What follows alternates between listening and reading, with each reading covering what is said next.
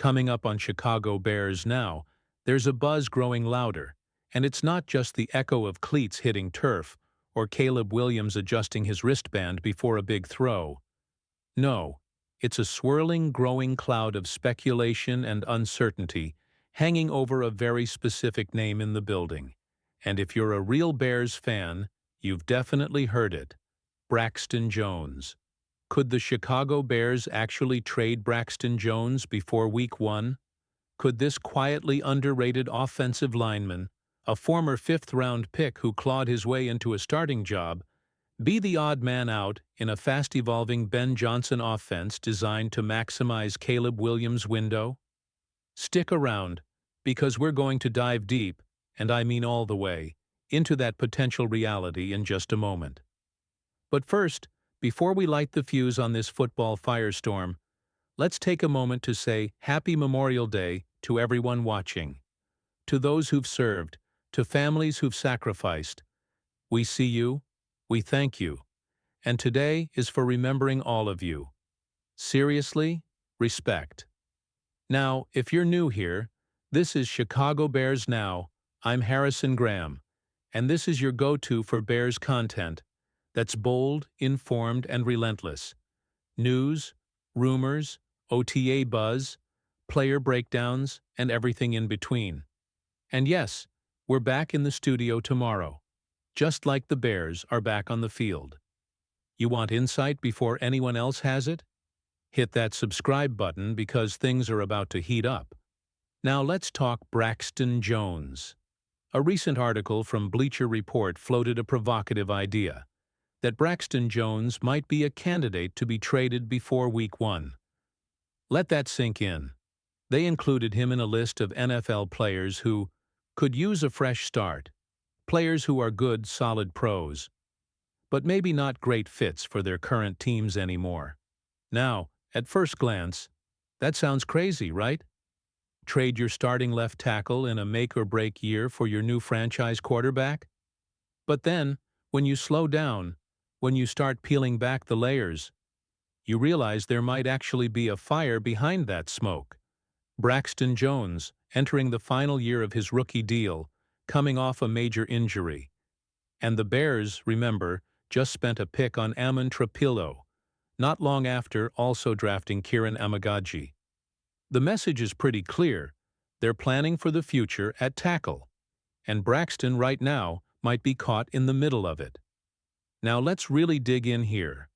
What would be the pros of trading Braxton Jones right now, before Week 1? First, value, plain and simple. Because if you let him play out the season and then walk in free agency, best-case scenario is maybe you recoup a compensatory pick down the line, and that's assuming he plays, and plays well, and doesn't get injured again, and doesn't have a dip in production. But if you keep him as a backup and he barely sees the field, forget it. That pick drops to the 6th or 7th round, if you even get anything at all. So if a team out there, desperate for offensive line help, offers you something like a 4th and a 7th, like Bleacher Report suggested, that's not nothing. Especially if, and this is key, the Bears truly believe in the development of Trapilo or Amagaji. It's also important to consider the money side of this. We know Darnell Wright is on the rise. The Bears believe he can be elite, and elite right tackles don't come cheap. If he takes that next leap, you're looking at a contract extension in the $20 to $25 million per year range. And when you add in the already hefty investments at guard and center, Joe Thuney got a 2-year extension, Jonah Jackson's here through 2027, Drew Dalman is making $14 million a year. It just becomes really hard to envision a future where the Bears also pay Braxton Jones, who even on a low-end left tackle deal is going to cost $15 to $20 million annually, especially if he plays well. That's just not realistic when you start adding it all up. Teams can't pay everyone, and we've seen that time and again. You have to choose your core.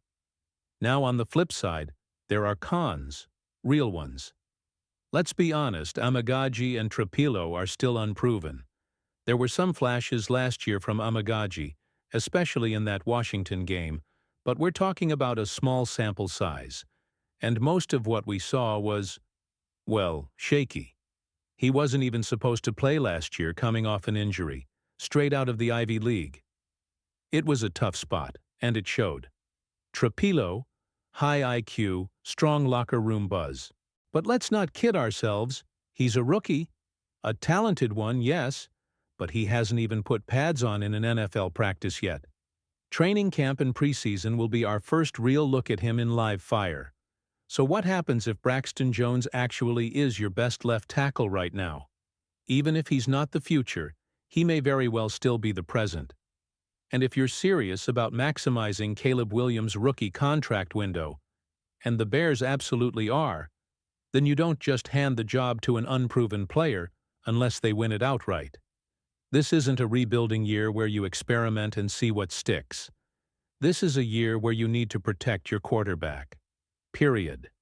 And that's why, even if you don't plan to keep Braxton beyond 2025, it might still make more sense to ride with him this season, keep him as the starter, and deal with the future later. Because again, he's not a scrub. People forget how solid Braxton's been since entering the league.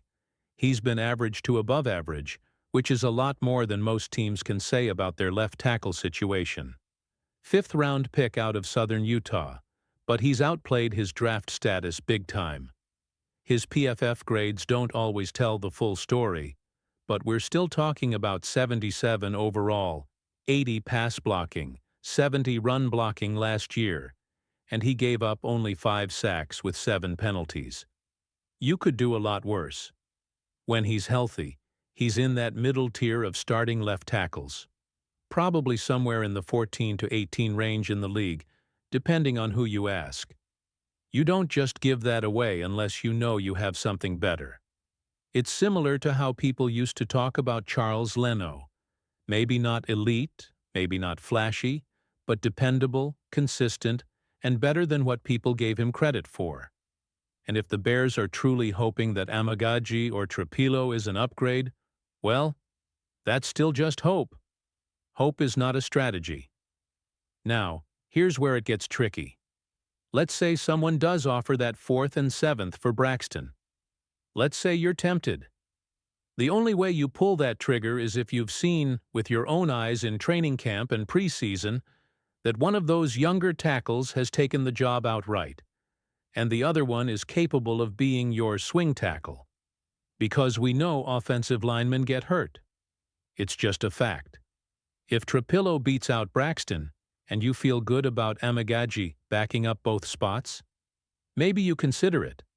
But if Trapilo beats out Braxton, and Amagaji is still shaky, you better keep Braxton. Because at that point, he's the best swing tackle in the league. And that has real value, especially on a roster with playoff aspirations.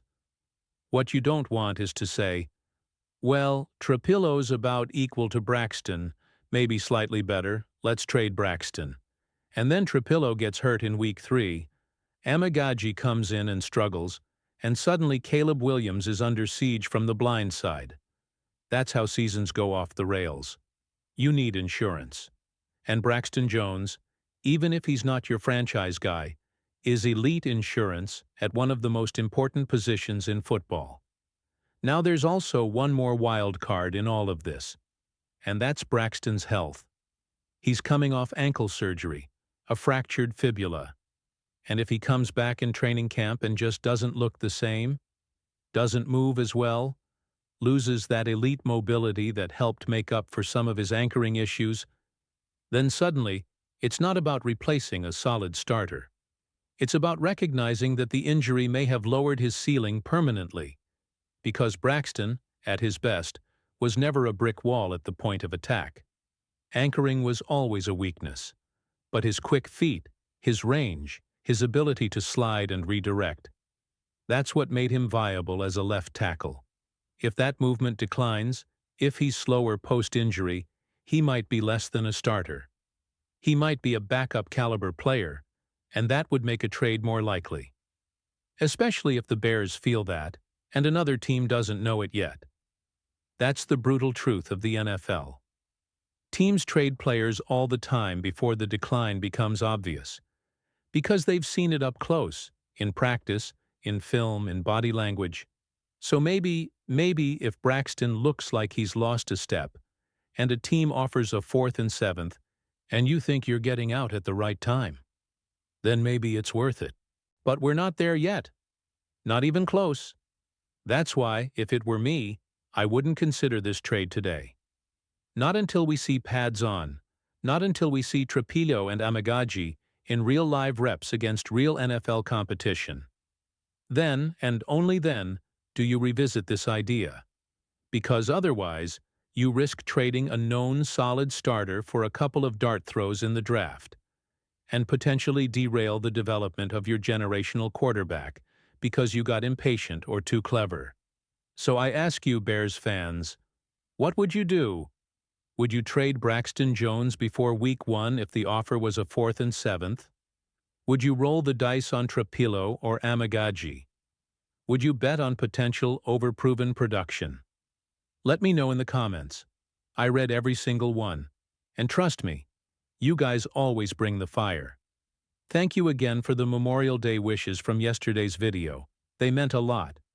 And if you haven't yet, hit that subscribe button because the ride is just beginning.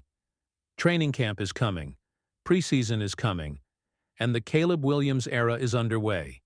This is going to be one wild year, and you don't want to miss a second of it. Bear down. I'll see you back in the studio tomorrow. Let's go.